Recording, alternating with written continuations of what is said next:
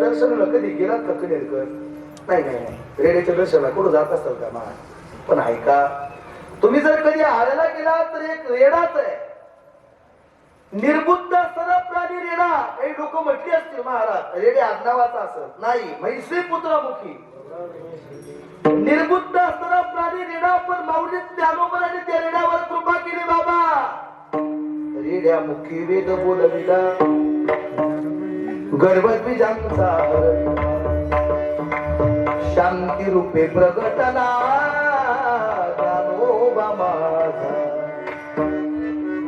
इथं लोक माणसाच्या पाया पडायला खाली वाकत नाही, पण एक निर्बुद्ध असणारा प्राणी रेडा त्याच्या दर्शनाकरिता 4-4 तास लागले उभे राहतात. त्याचं कारण आहे ज्ञानोबा यांनी त्यांच्यावर कृपा केली.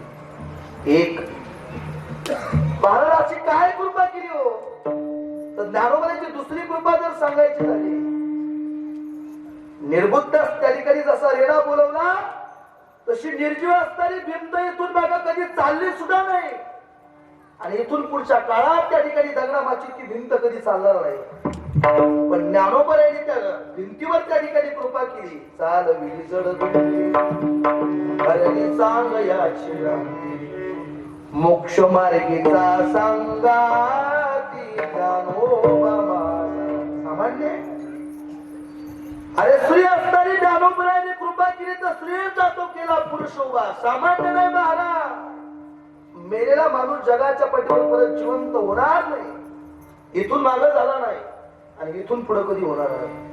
आणि तुमच्या गावात जर एखादा मेलेला जिवंत करत असेल तर त्याचा नंबर मला द्या, तो माझ्या सोबत जरी राहिला तरी तो जिवंत शेवटपर्यंत मरायचा नाही.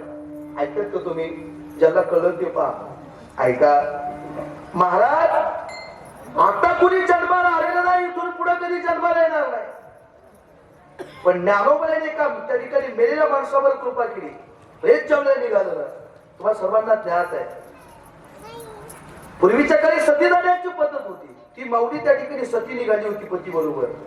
पण ज्ञानोबा आहे निवृत्ती दादा सोपान आणि मुक्ताई येताना पाहिली तर ती माऊली सती निघालेली माऊली ज्ञानोबाच्या दर्शनाकरिता खाली वाकली तर ज्ञानोबाच्या मुखातून वाक्य बाहेर पडलं, सौभाग्यवती भव. आई, मुखातून वाक्य बाहेर पडत्या क्षणी त्या माऊलीला ज्ञानोबाकडे पहिल्या त्या ठिकाणी ज्ञानोबाला प्रत्युत्तर केलं, बाबा हा जो तुम्ही आशीर्वाद दिलाय तो या जन्माचा का पुढच्या जन्माचा? म्हणे का की चाललेली जी प्रेत येत आहे की माझ्या पतीशी आहे, पण तुम्ही म्हणता सौभाग्यवती भव, असं कसं शक्य आहे? सामान्य नाही महाराज. संत चाललेली प्रेत यात्रा थांबवली पण जवळ गेले ज्ञानोबाया. तसा झोपेतून माणूस उठावा, मेले माणूस जिथं उठविले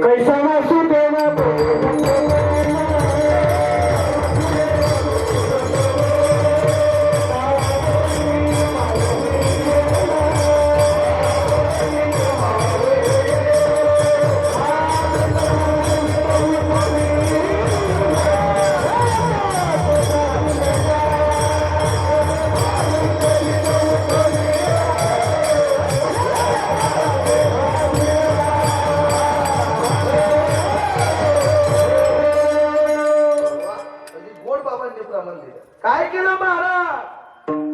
मेलेल्या माणसावर माऊली ज्ञानोबराने कृपा केली. जसा झोपेतून माणूस उठावा तसा उठून बसला महाराज.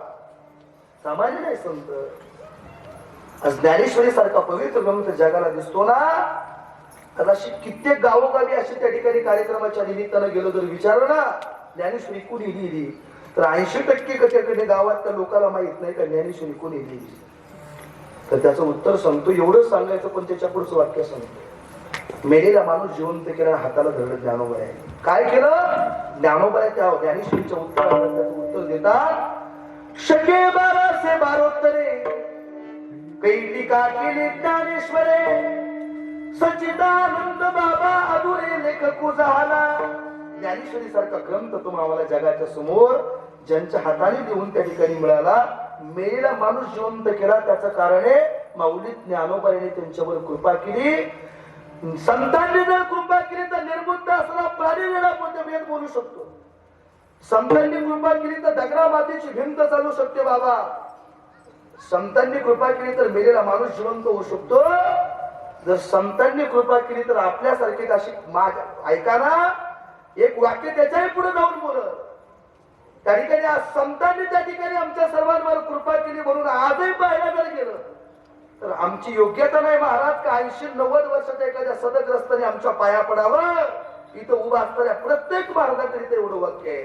आमची योग्यता नाही का 80-85 वर्षाच्या एखाद्या सदग्रस्ताने म्हाताऱ्या माणसाने आमच्या पाया पडावं. पण आमच्यावर ज्ञानोबा आणि तुकोबा यांनी कृपा केली. आम्ही त्यांचं सांगतो म्हणून 80-85 वर्षाचा एखादा म्हातारा माणूस आमच्यावर आपण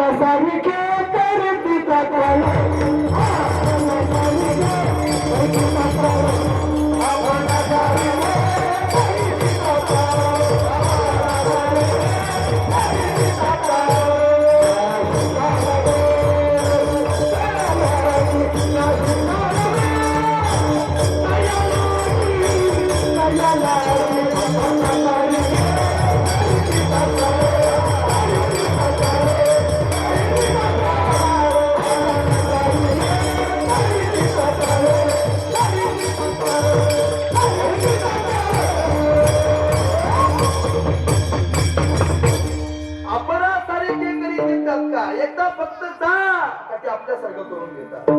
सामान्य नाही महाराज म्हणून वाक्य बोललो. हा वारकरी संप्रदाय तुम्हाला त्या ठिकाणी बोलताना दिसतो त्याचं कारण शब्दाची कृपा. अशी काय कृपा आहे. निर्बुद्ध असताना प्राणी रडा वेद करू लागला. निर्जीव असणारी भिंत त्या ठिकाणी चालू लागली. कशामुळं तर समताच्या कृपेमुळं. एवढंच नाही महाराज तर ही वारकरी संप्रदायाची इमारत उभी राहिली ना त्याचं कारण म्हणजे संत अभंगाचं संत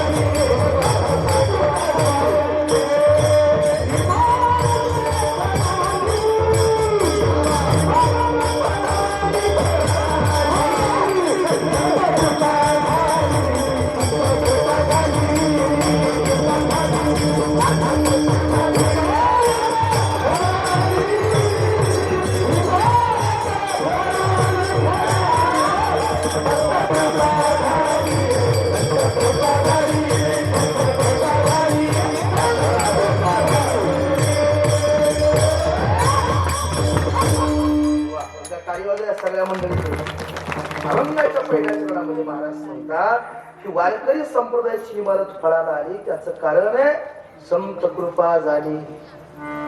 कनेरकर जशी रंगदास स्वामींनी आपल्यावर कृपा केली आणि अजूनही जर कृपा व्हावी अशी वाटत असेल तर एकच काम करा धरावे संताचे ते पाय. महाराज त्याशिवाय पर्याय नाही. देवाला जर आठवण्याची ताकद मौलिक ज्ञानोबा हरिपाठामध्ये सांगतात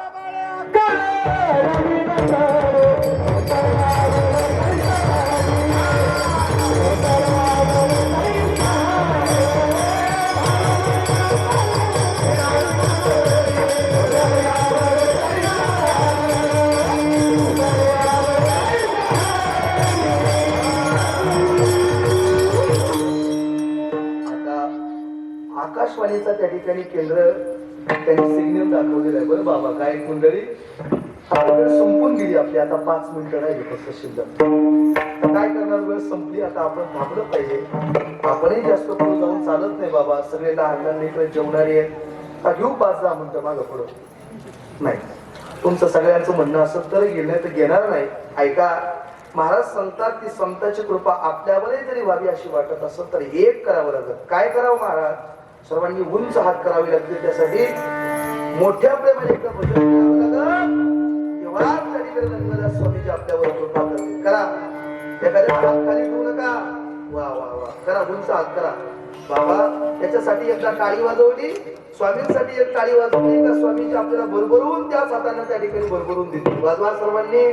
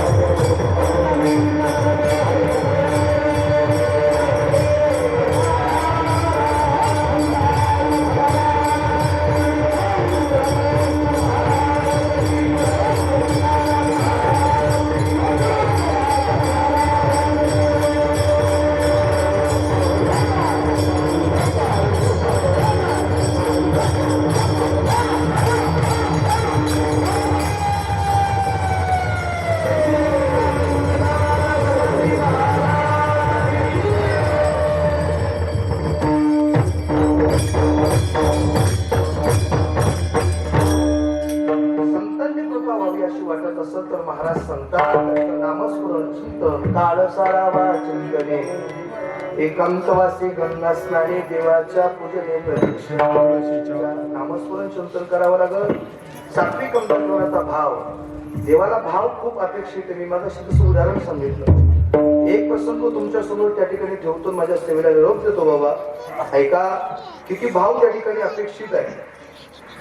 जगाच्या पाठीवर सात्विक अंतःकरणाचा भाव असेल तर त्या ठिकाणी संत आपल्यावर कृपा करतील. त्यांचं नामस्मरण चिंतन आपल्याला करावं लागेल. महाराज ही वारकरी संप्रदायाची इमारत आम्ही पाहतो, त्या ठिकाणी ही फळाला आणि त्याचं कारण काय तर एक संतांची कृपा. अशी कोणत्या संतांची कृपा झाली आणि त्या कृपेमुळे काय घडलं त्याचं विस्तृत चिंतन मांडत असताना पहिलं उदाहरण त्या ठिकाणी दिलेलं आहे. ज्ञानदेवी रचिला पाया. ऐका, संपलं. एक 5 मिनिट घेतो, सगळं ऐका सर्वांनी. हा वारकरी संप्रदायाचा पाया तुम्हाला आम्हाला त्या ठिकाणी पाहायला मिळतो. ते पहिले ते संत म्हणजे मौलिक ज्ञानोबा आहे. जास्त दिवसाचं आयुष्य नाही. ऐका, ज्ञानोबासारखे संत या जगाच्या पाठीवर परत होणे.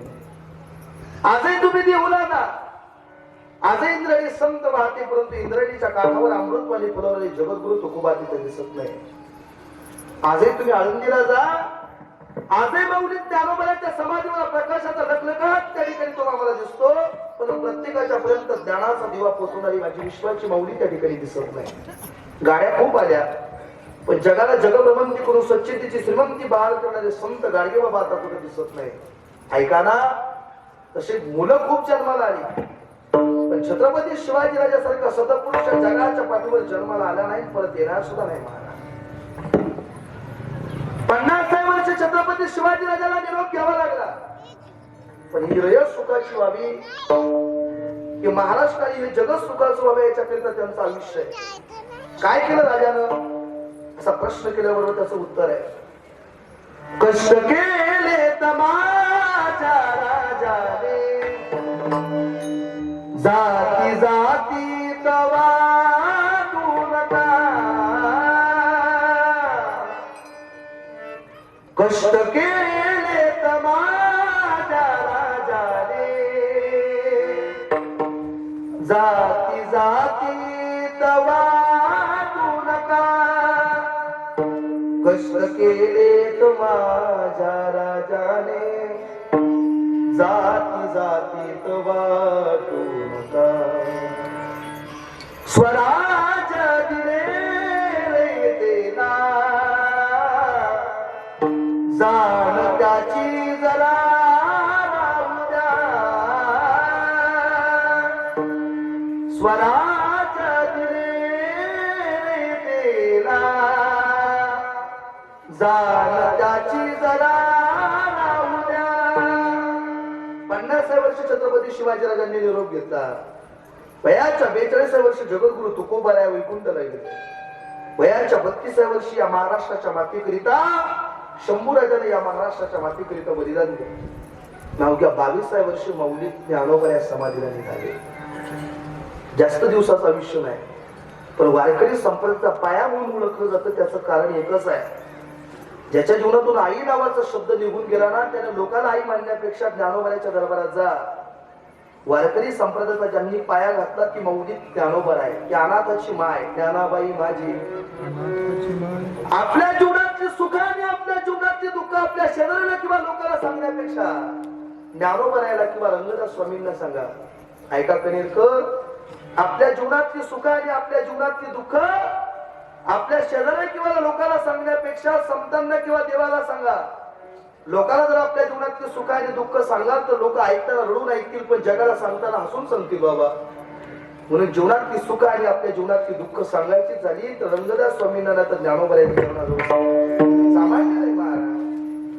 ऐका, ज्ञानोबाला त्या ठिकाणी पायाच्या ठिकाणी अशी त्यांची काय त्या ठिकाणी कीर्ती महाराज. एकच उदाहरण सांगतो, निरोपाच्या दिशेने देतो. अवघ्या 22व्या वर्षी मौलिक ज्ञानोबा समाधीला निघाले. ऐका, विकोपन करायचं. ज्ञानोबा समाधीला जात असताना त्याने ही सृष्टी निर्माण केली. तो जगाच्या मार्गाने एका साईडला धरलं आणि एका साईडला निवृत्ती नाथाला धरलं. देव निवृत्ती आले दरिले दोन्ही कर जातो ज्ञानेश्वर बैसावया. जगाच्या मालकाने एका साईडला धरलं आणि निवृत्तीनाथाने एका साईडला धरलं बाबा. त्यावेळेला ज्ञानोबाने जेव्हा समाधीकडे निघाले तेव्हा निवृत्ती जाताना ज्ञानोबाकडे पहिल्या लढायला सुरुवात केली. एक ज्ञान दादा ज्ञाना, अरे मी तुझ्यापेक्षा मोठा असला तू माझ्या आधी निघाला, तुला बरोबर वाटतं का रे? शिष्टाच्या आधी कनिष्ठाने जावे केले उपराटे नारायणी. बाबा ज्ञानोबा जायच्या वेळेला समाधीला निघाले तेवढ्या निवृत्तीनाथानं ज्ञानोबाच्या गळ्यामध्ये पळून राहावं आणि लढायला सुरुवात करावी. हे ज्ञाना आम्हाला सोडून नको रे. ज्यावेळेला ज्ञानोबाला समाधीला निघाले तेवढ्या निवृत्तीनाथानं पाहिलं, ए ज्ञान दादा आम्हाला सोडून नको रे जाऊ. तू आई बाबा झोपेमध्ये असताना टाकून निघून गेले तर तू आम्हाला सोडून निघून गेला तर आमचा सांभाळ कोण करेल? म्हणून निवृत्तीनाथ आणि सोपानाथ ज्ञानोबाला बिलगुन बिलगुन उडायचे. हे ज्ञानदादा आम्हाला सोडून नको रे जाऊ. तू निवृत्तीनाथ ज्ञानोबाच्या समाधीला जाताना रडत होते. ज्ञानोबाच्या समाधीला जाताना सोपाना रडत होता.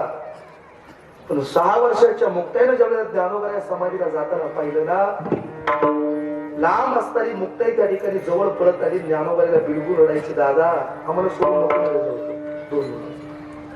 आम्हाला सोडून नको रे जाऊ. तू आई बाबा झोपेमध्ये असताना टाकून निघून गेले, तू जर आम्हाला सोडून निघून गेला ना दादा, मला जर भूक लागली तर आम्ही त्या ठिकाणी कुणाला विचारलं आता? ज्यावेळेला तू घरामध्ये होता त्यावेळेला मी जर आवाज दिला तर भिक्षेची जोडी गळ्यामध्ये अडकून तू आनंदीत जात होता ना रे दादा. आई बाबा गेल्यानंतर त्या ठिकाणी तू आमचा सांभाळ केला. ज्ञानोबाईने भिक्षेची जोडी गळ्यामध्ये अडकावी आणि आनंदीच्या दिशेने जावं. आनंदीत पाऊल टाकल्याबरोबर लोक दरवाजा लावून घेत होते. आवाज जर दिला ना ओम भगवती भिक्षांदी तर लोक दरवाजा लावून घेत होते. जे वारकरी संप्रदायाच्या पायाच्या ठिकाणी त्या ज्ञानोबाचं उदाहरण तुमच्या समोर स्पष्ट करतोय. बाबा तुला ज्ञानोबाने हात जोडून लोकांना सांगायचे, बाबा माझ्या निवृत्तीनाथाकरिता नका वाढू, माझ्या सोपानाकरिता मुठभर धान्य नका वाढू. माझी 6 वर्षाची मुक्ती गेली, 2 दिवस पाणी पिवळे हो, तिच्याकरिता तुम्ही त्या ठिकाणी मुठभर धान्य वाढाल का? ज्ञानोबाईने हात जोडावं, बाबा द्या ना आमच्यासाठी, तुमच्या माझ्या मुक्ताईकरिता 2 घास तुम्ही द्याला. हात जोडायचे त्या ठिकाणी ज्ञानोबाया. वाक्य लय महत्वाचं आहे.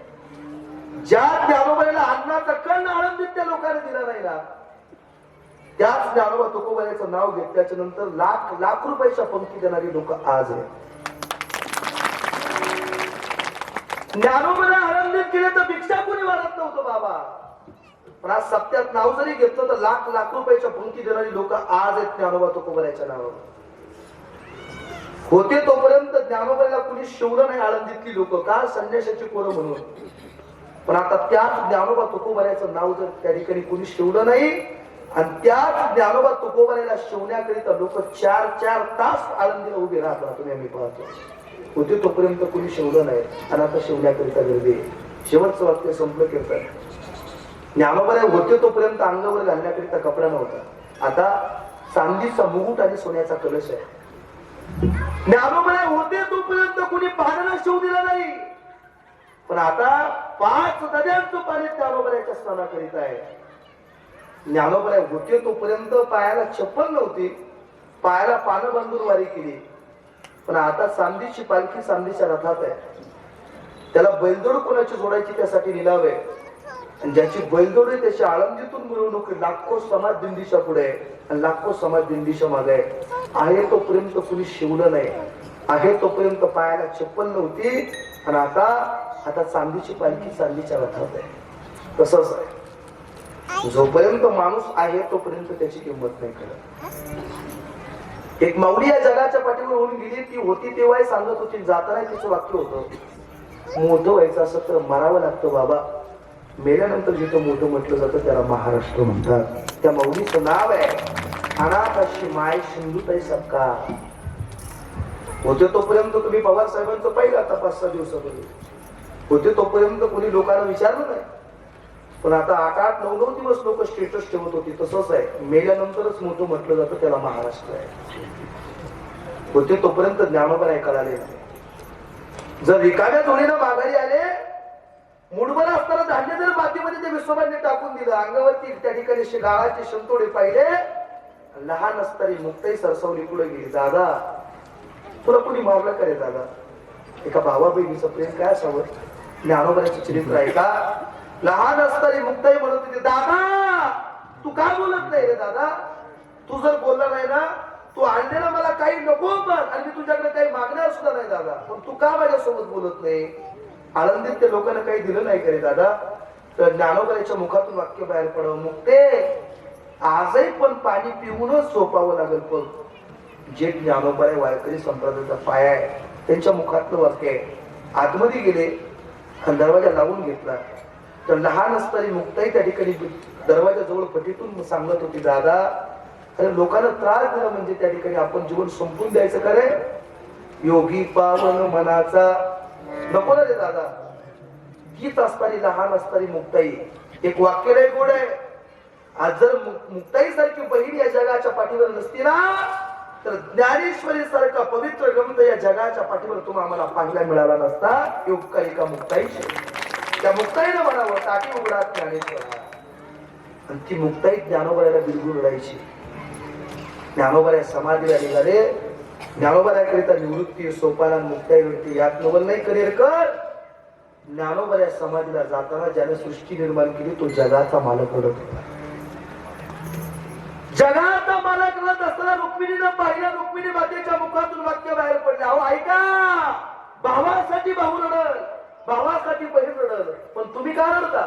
तर जगाच्या मालकाने दिलेलं उत्तर आहे, रुक्मिणी देव म्हणते रुक्मिणी हा एकच योगी देखील नाही, या ज्ञानासारखा जगाच्या पाठीवर करत जन्मला नाही. शेवटचं वाक्य संपलं ऐका. जगाच्या मालकाने दिलेलं उत्तर कानावरती ऐकलं, पण दोन पावलं पुढे टाकली. आणि ज्या रुक्मिणी मातेने विचारलं तुम्ही का रडता, तीच रुक्मिणी माता रडायला लागली. तेवढ्या जगाच्या मालकाने प्रश्न केला, रुक्मिणी तू तर मगाशी बोलली ना, भावासाठी भाऊ रडतो, भावासाठी बहीण रडते, मग आता तू का रडते? जगाच्या मालकाने रुक्मिणी मातेला प्रश्न केला. रुक्मिणी मातेने दिलेलं उत्तर लय गोड आहे. अवघ्या 22व्या वर्षी या देवाकरिता जर जगाचा मालक रडत असेल, तर हा एवढा भाग्यवान आहे, तर याला जन्माला घालणारे मायबाप किती भाग्यवान असते. धन्य धन्य गयाच्या पुढे ज्ञानदेव जन्मले. ज्या ज्ञानोबराकरिता जगाचा मालक रडत होता, ते ज्ञानोबा या वारकरी संप्रदायाचा पाया आहे. ज्ञानदेव रचिला पाया उभारिले देवालया. महाराजांची काय योग्यता आहे त्यांची? वारकरी संप्रदायाच्या पायाच्या ठिकाणी ज्ञान. अशी कित्येक उदाहरणं सांगता येतील, पण आपल्याकडे वेळ कमी आहे, संपला आपला वेळ. वारकरी संप्रदायाचा विस्तार नामातया चाकिंकर, वारकरी संप्रदायाचा खांब जनार्दन एकनाथ, वारकरी संप्रदायाचा कलश सामान्य नाही. वारकरी संप्रदायातलं वैभव आदरणीय शेवटचं वाक्य सांगतो बाबा मौली बाबा. त्या ठिकाणी आपण कर्जुल्यामध्ये असताना डॉक्टर बाबांच्या मुखातून एवढं वाक्य मी ऐकलं होतं, म्हणे तुकोबा कोण आहे असं जर कुणी विचारलं, तर अणुपेक्षा लहान आणि आकाशापेक्षा महान असणारे तुकोबा. तुकोबा कोण आहे असं जर कुणी विचारलं, तर ज्या काळाला तुम्ही आम्ही घाबरतो त्या काळाच्या डोक्यावर पाय ठेवून सदैव वैकुंठाला जाणारे जगद्गुरु तुकोबा आहे. आणि जगद्गुरु तुकोबा कोण आहे असं जर कुणी विचारलं, तर पंढरीश पांडुरंग परमात्म्याच्या मुकुटातून पडलेला हिरा म्हणजे जगद्गुरु तुकोबा आहे. त्या जगद्गुरु तुकोबा वारकरी संप्रदायाचा कलश आहे. त्या ठिकाणी तुका झाला असे कळस. आणि महाराज शेवटच्या चरणामध्ये सांगतात, त्या कलशाच्या वरही फडकणारी एक ध्वजा आहे. बहिणी म्हणे फडकती ध्वजा, निरूपण केले उजा, संत कृपा झाली इमारत फळा आणि ज्ञानेश्वर बाहुली.